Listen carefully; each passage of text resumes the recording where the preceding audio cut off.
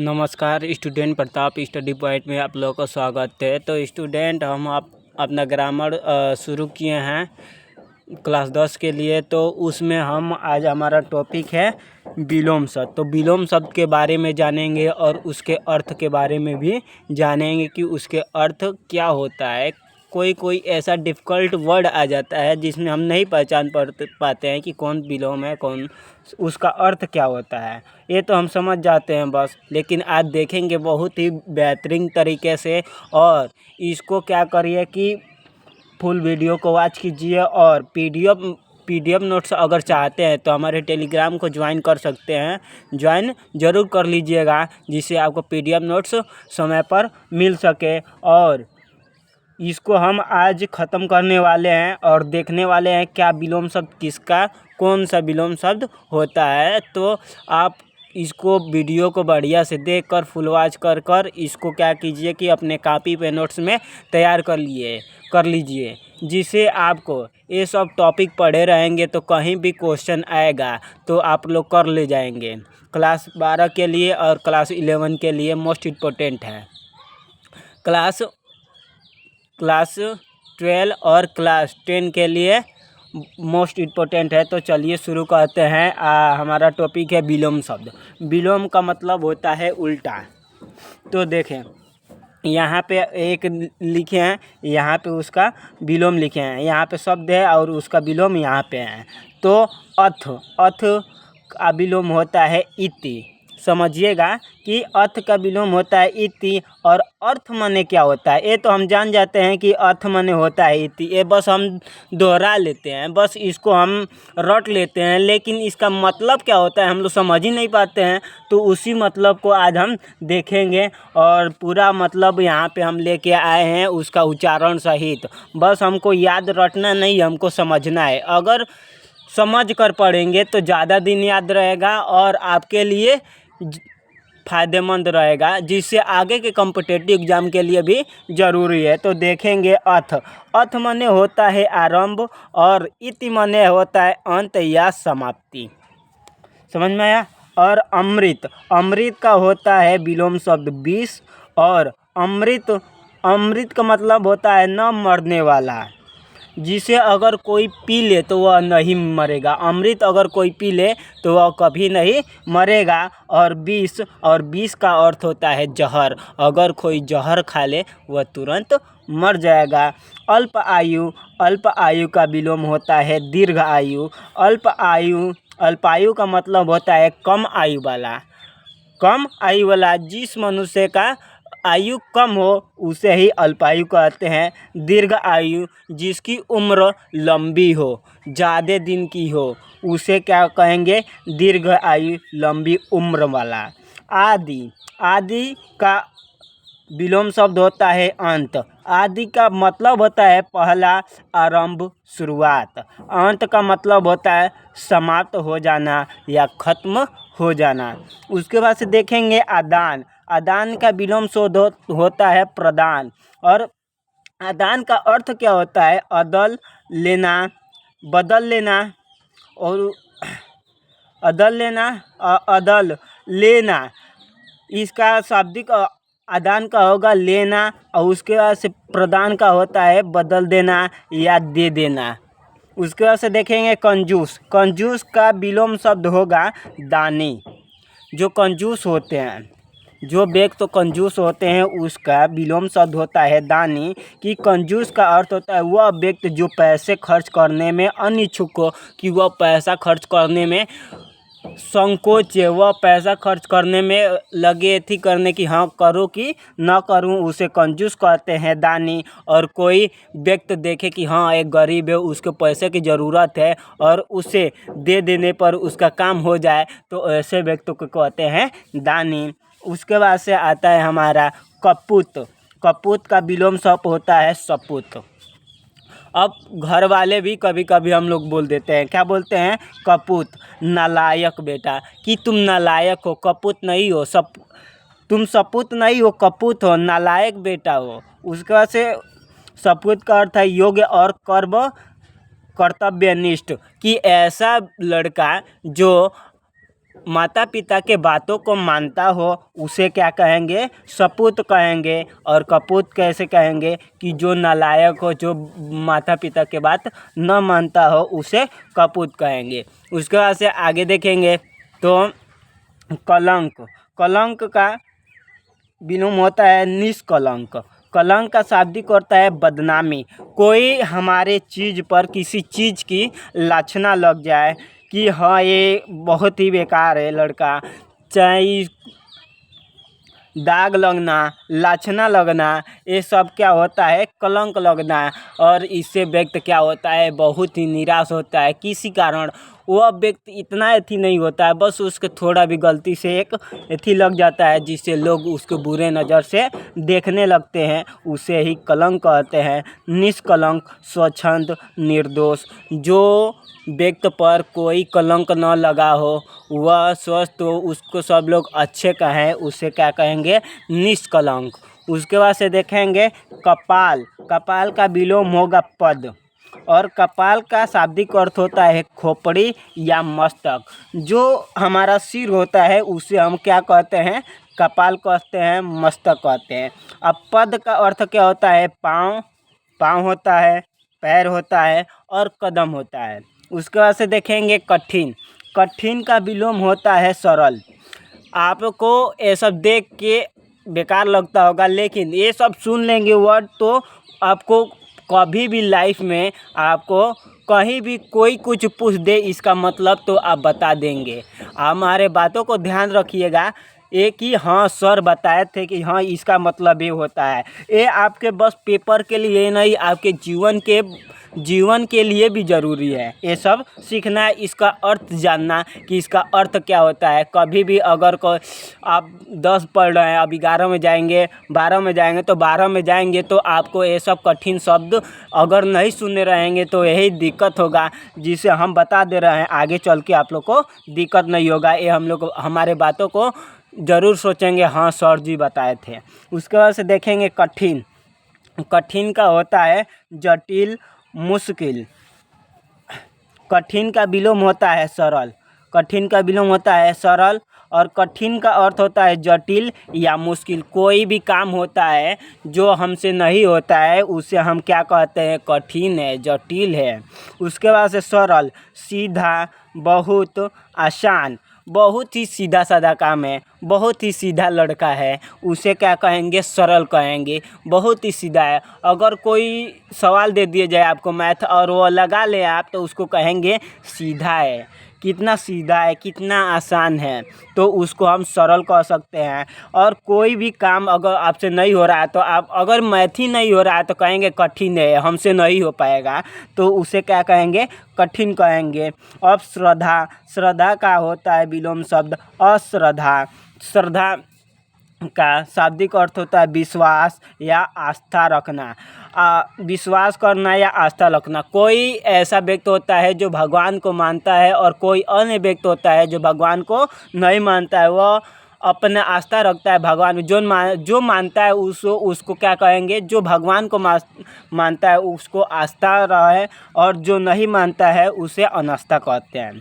उसके बाद से देखेंगे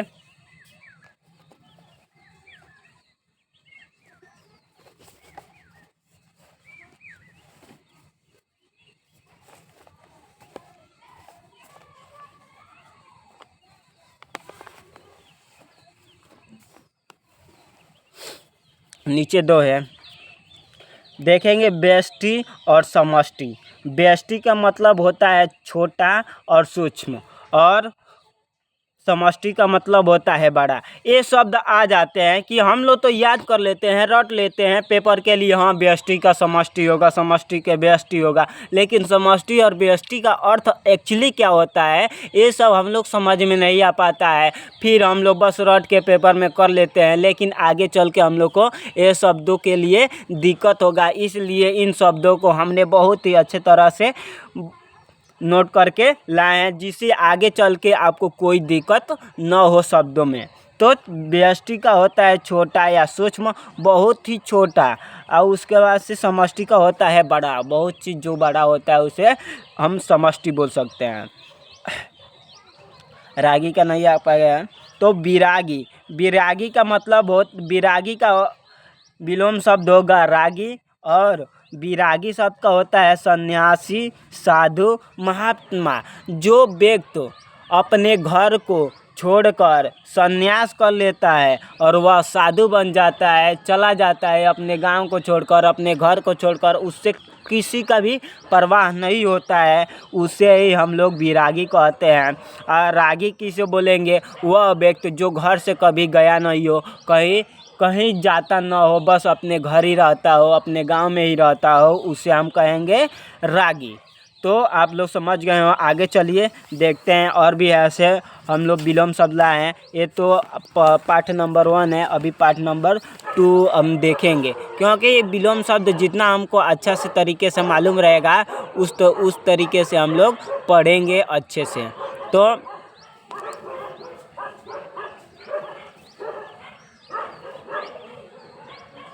तो चलिए, है सभ्यता, सभ्यता, और इसका होता है विलोम शब्द बर्बरता। तो सभ्यता का होता है शिष्टाचार, कि जो शिष्टाचार अच्छे तरीके से अपने पापा को बात मानता हो, सबको प्रणाम करता हो और ठीक से रहता हो, शिष्टाचारी हो, उसे ही शिष्टाचार और सभ्यता कहते हैं। बर्बरता, अत्यंत क्रूर और अप्रिय व्यवहार। जो व्यक्ति अच्छे तरीके से व्यवहार नहीं करते हैं, बड़े का सम्मान नहीं करते हैं, उसे बर्बरता कहते हैं। ठीक है, आप लोग समझ गए हैं। कर्म, कर्म का विलोम शब्द होता है कुकर्म। कर्म का मतलब होता है काम। यही वर्ड आ जाता है कि कर्म का अर्थ क्या होता है, तो सभी लोग फंस जाते हैं। तो कर्म का मतलब होता है का, कुकर्म का मतलब होता है बुरा काम या पाप करना। जो लोग पाप कर देते हैं, जैसे किसी को मार कर पाप कर देते हैं, उसे ही हम लोग कहेंगे कुकर्म। जो न करने योग्य हो, जो काम न करने योग्य हो, उसे कुकर्म कहते हैं। उसके बाद से सुलभ, सुलभ का विलोम होगा दुर्लभ। तो सुलभ मतलब होता है सरल, सुलभ, साधारण। कोई भी सामान अच्छी तरह से हो जाए, जल्दी से हो जाए, आसानी से हो जाए कोई काम, तो उसे सुलभ, सरल बोल सकते हैं। दुर्लभ, कठिन, कठिन, दुर्लभ माने होता है कठिन, जो कठिन मिल सके, जो कठिनाई से मिल सके। जो ही अगर हम लोग पढ़ रहे हैं तो इतना आसानी से तो नंबर हम लोग को नहीं मिलेगा। जब हम लोग कठिनाई करेंगे, उठेंगे, पढ़ेंगे, अच्छे तरह से टॉपिक पूरा करेंगे, तभी तो हम लोग पढ़े नंबर अच्छे से लाएंगे। तो उसे क्या बोलेंगे हम लोग? दुर्लभ बोलेंगे। उसके बाद से बोला ह्रस्व, ह्रस्व का होता है मतलब छोटा या अल्प। उसके बाद से दीर्घ मतलब होता है लंबा और बड़ा। अनुकूल, अनुकूल का विलोम होगा प्रतिकूल। अनुकूल का विलोम होगा प्रतिकूल। और अनुकूल का मतलब होता है किसी व्यक्ति के पक्ष में बोलने वाला, कि उसके पक्ष में उसके अनुकूल है, उसके पक्ष में बोल रहा है। अब प्रतिकूल का मतलब किसी व्यक्ति के विरुद्ध बोलने वाला, कि वह किसी के विरोध में बोल रहा है, उसे क्या बोलेंगे? प्रतिकूल बोलेंगे। उसके बाद से एक वर्ड है श्रोता। श्रोता का विलोम शब्द है वक्ता। एक शब्द है श्रोता और उसका विलोम होता है वक्ता। श्रोता का अर्थ होता है सुनने वाला और वक्ता का होता है भाषण देने वाला। जैसे अगर कोई कथा हम लोग सुनते हैं, जैसे गुरु राजन महाराज की कथा सुनते हैं, बागेश्वर वाले बाबा धाम सुने होंगे उनका नाम, तो वो क्या है? जो भाषण देते हैं, या कोई कथा होता बताते हैं, तो उन्हें हम लोग बोलेंगे वक्ता। वक्ता मतलब भाषण देने वाला। श्रोता माने जो श्रोता जो जाता है वहाँ पे उनकी कथा सुनने, उनको बोला जाएगा श्रोता, यानी कि सुनने वाला। उसके बाद से देखेंगे यश। यश, यश का विलोम होता है अपयश। यश का मतलब होता है सफलता मिलना, अपयश का मतलब होता है बदनामी मिलना। उसके बाद से देखेंगे सगुण। सगुण का होता है विलोम शब्द निर्गुण। और सगुण का मतलब हो आकार निश्चित हो, जिसका रूप निश्चित हो। और निर्गुण का मतलब होता है बिना आकार के। भगवान क्या है? एक निराकार ब्रह्म है, जिनका कोई आकार नहीं है, लेकिन हम उनको ईश्वर मानते हैं। और जिनका कोई आकार निश्चित हो, जैसे हम लोग का कि हम लोग का बनावट ऐसा है, हम लोग ऐसे गोरे हैं, काले हैं, ऐसे हम लोग का आकार तो निश्चित है ना कि हम लोग अपना बाँह है, पैर है, ऐसा हम लोग का नाक है, निश्चित है, तो उसे बोलेंगे सगुण। और जिसका आकार बिना निश्चित हो उसे निर्गुण बोलते हैं। श्रम देखेंगे।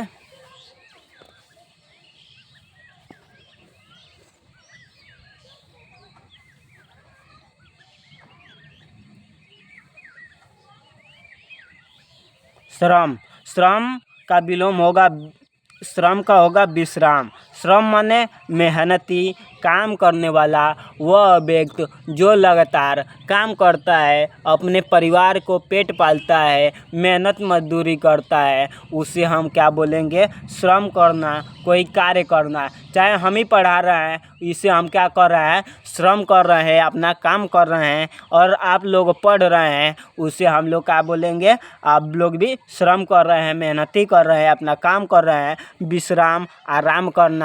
विश्राम का मतलब होता है आराम करना। वह व्यक्ति जो बहुत ही बस राजा की तरह सोता रहे और कुछ भी ना करे और सोचे कि पैसा इधर से आ जाए उधर से आ जाए, उसे विश्राम बोला जाएगा। उसके बाद से देखेंगे स्वदेश। स्वदेश का विलोम होगा विदेश। स्वदेश का विलोम होगा विदेश। और स्वदेश का मतलब होता है अपना देश। जो अपना देश इंडिया है, भारत है, उसे हम लोग स्वदेश बोलेंगे। आप लोग कभी देखे होंगे मोटरसाइकिल पर लोग स्वदेश प्रेमी लिखते हैं, स्वदेश लिखते हैं। तो इन लोग को, आप लोग को वर्डों को मालूम नहीं होगा कि ये क्या होगा। तो इन्हीं वर्डों को हमने बहुत ही आसानी तरीके से इसको लेकर आए PDF के रूप में। तो आप लोग देख लीजिए कि अगर बाइक वाला लेके जाता है, उस पर लिखा रहता है स्वदेश। तो स्वदेश का मतलब क्या होता है? लोग सोचने लगते हैं बस स्वदेश तो लिख के चले रहे हैं, लेकिन उसका एक्चुअली मतलब अर्थ नहीं पता है। तो स्वदेश का मतलब होता है अपना देश। और विदेश मतलब अन्य देश जो हमारे देश का देश न हो, जैसे पाकिस्तान, भूटान, नेपाल, चीन, म्यांमार, बांग्लादेश।